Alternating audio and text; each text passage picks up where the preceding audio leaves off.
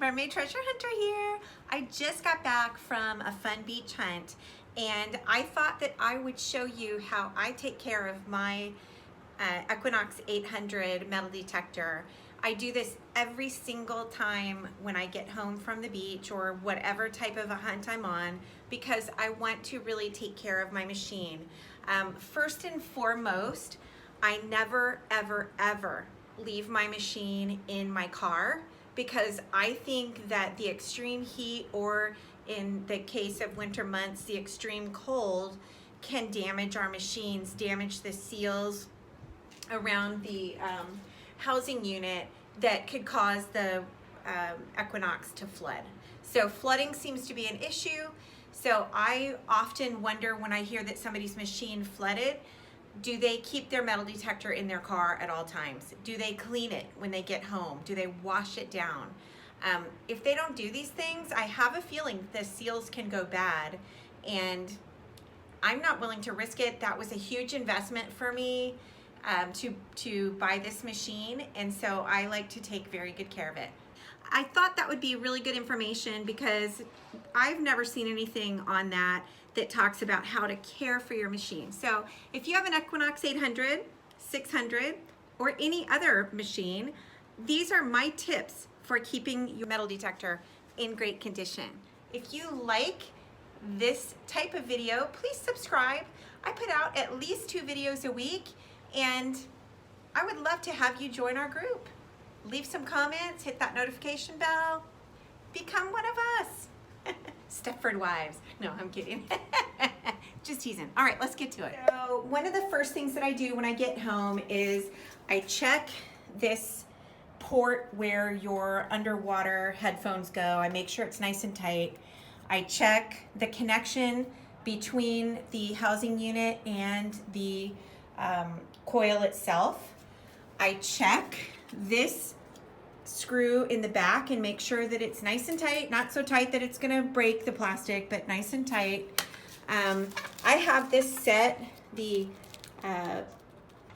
Velcro set, where I need it where my arm just slides in and out very comfortably. The little nameplate that is also a screen protector, it doesn't, I can never get the little air bubbles out from underneath it. Sometimes it comes off. If it does, I just hold on to it, let it clean the screen underneath, and then put it back on as best I can. And then I also bought, you've seen me have it on here, the little camouflage cover. If I'm going in the water, I definitely don't have that cover on. So I went in the water a few days ago and didn't have the cover on, so I hadn't put it back on yet.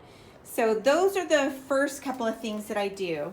I check this connection right here to make sure that it's nice and tight and that the coil isn't flopping around. And I don't do that though when it's covered in sand. I rinse it off first. And then I also take off the skid plate and clean underneath it. So all you're gonna do to take off your skid plate is kind of snap it down, hang on to it, and then kind of snap all around. You can see the sand coming out.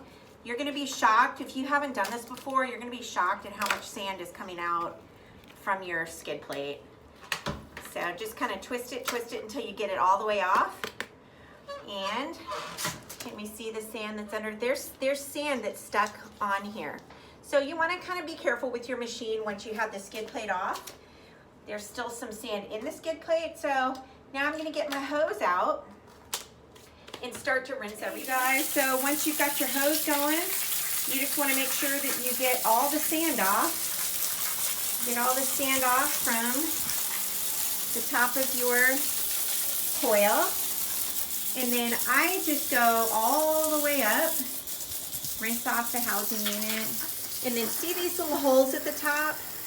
I slow down the water and I let it run down into the shaft. And you can hear it filling up, can you?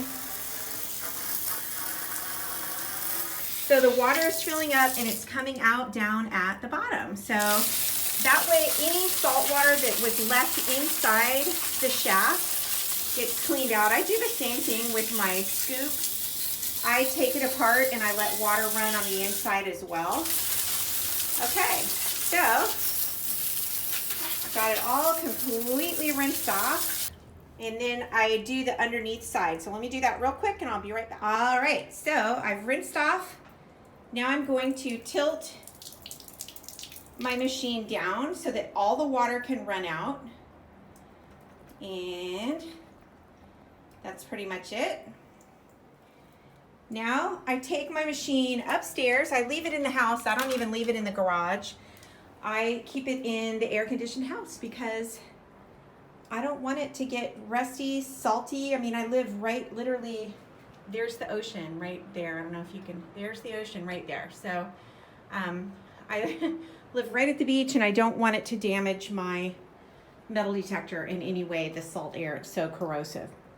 Okay, so I go in, dry it off, and make sure that the connection is dry, and then I'll plug it in and charge it before I go to bed so that when I go to bed I can unplug it because it's done charging. All right, you guys, so that took no time at all to get my metal detector nice and cleaned off. Now all I do is I just take a towel. I'll just go ahead and dry off the housing unit. Make sure that that connection is dry. Make sure everything around it is dry, that nothing is going to drip down on it.